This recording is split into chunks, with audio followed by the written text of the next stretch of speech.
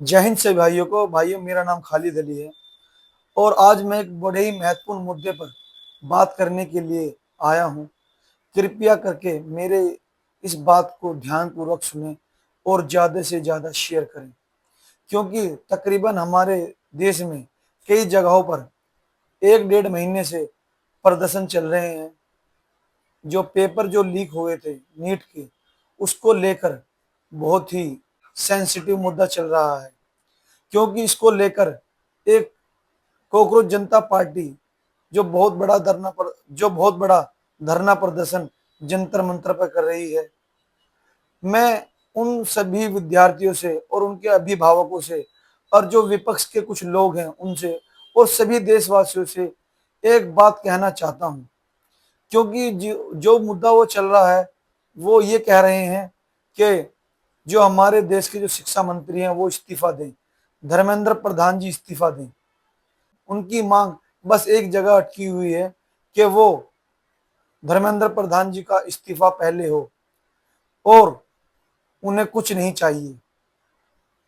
पर मैं ये कहना चाहता हूं कि जिसने गलती की है, जिन्होंने पेपर लीक किया है, जो उसके जिम्मेदार हैं, उनको सजा मिलनी चाहिए, ना कि शिक्षा मंत्री को। क्यों नहीं मिलनी चाहिए, मैं एक उदाहरण के तौर पर आपको बताना चाहता हूं। उदाहरण ये है, अगर मेरा बच्चा अगर मेरा बच्चा कहीं पर गलती करके आए, किसी को मार कर आए, पीट कर आए और कोई वो क्राइम करके आए, सजा उसको मिलनी चाहिए, मुझे नहीं। क्योंकि क्राइम उसने किया है तो सजा का भोगी भी वही है। उसके परिवार का कोई भोगी नहीं होगा, ना मैं भोगी होऊंगा ना उसकी माँ भोगी होगी।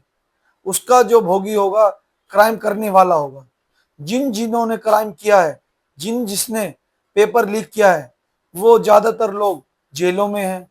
उन पर सीबीआई की जांच चल रही है और जो उसमें छोटी बड़ी जितनी मछलियां हैं, वो दूध का दूध पानी का पानी हमारी सरकार करेगी और सीबीआई जो लगी हुई है वो करेगी। अच्छे से अच्छे जांच होगी। पर आप सभी भाई, सभी लोग, सभी देशवासी अपनी चुनी हुई सरकार पर भरोसा करें। ये जिद ना करें, वो विपक्षी या विद्यार्थी जो विद्यार्थियों को भड़का रहे हैं लोग, वो ये ना करें कि पहले शिक्षा मंत्री का इस्तीफा हो तभी हम आगे बात करेंगे। शिक्षा मंत्री ने बहुत अच्छे काम किए हैं, अन्य पदों पर काम किया है, उन्होंने देश की तरक्की में भागीदारी करी है। पर उनको एक ऐसे मुद्दे पर उनको टारगेट किया जा रहा है जो उन्होंने नहीं किया है। जिन्होंने किया है वो उनको सजा मिलेगी। विभाग उनका है, विभाग उनका है, पर वो ऐसा काम करने वाले व्यक्ति नहीं है। वो देश को आगे बढ़ाने वाले हैं, देश को पीछे हटाने वाले नहीं है।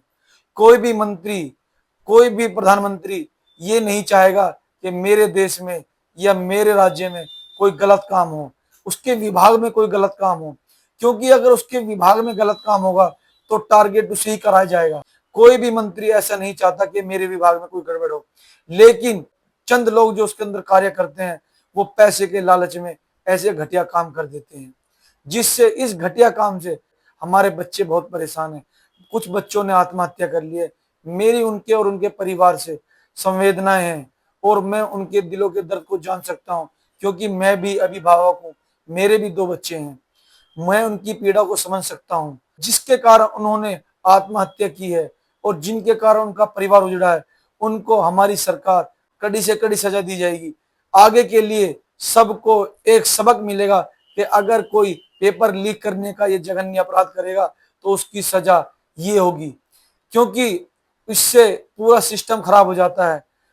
और आज तो हमारे जो माननीय मंत्री हैं धर्मेंद्र प्रधान जी को बहुत कुछ सुनना पड़ रहा है। सरकार के लोग भी उनको कुछ ना कुछ जरूर कह रहे होंगे कि आपके विभाग में ये काम हुआ है। पर मैं आपसे ये कहना चाहता हूं, उनकी कोई गलती नहीं है, उनकी कोई मिस्टेक नहीं है। जिनकी मिस्टेक है वो जेलों में है। एनटीए में सुधार होना चाहिए, क्योंकि हमारी सरकार ने अभी जो दोबारा से जो पेपर हुआ था, हमारी सरकार ने बड़े संवेदनशील होकर उसमें वायुसेना की मदद ली और पेपर सही तरह कराए। उसमें जो पे बच्चे इसमें पास हुए उनको मेरी तरफ से और मेरे परिवार की तरफ से, भाजपा परिवार की तरफ से बहुत बधाई, शुभकामनाएं। उनके उज्जवल भविष्य के लिए हम प्रार्थना करेंगे कि वो अच्छे से अच्छे डॉक्टर बने, अच्छे से अच्छे वो देश का नाम रोशन करें।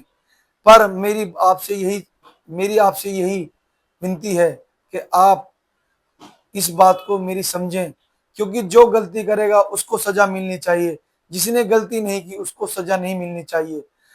प्लीज मेरी आपसे रिक्वेस्ट है, मेरी इस वीडियो को ज्यादा से ज्यादा शेयर करें, लाइक करें, कमेंट्स करें। जय हिंद, जय भारत।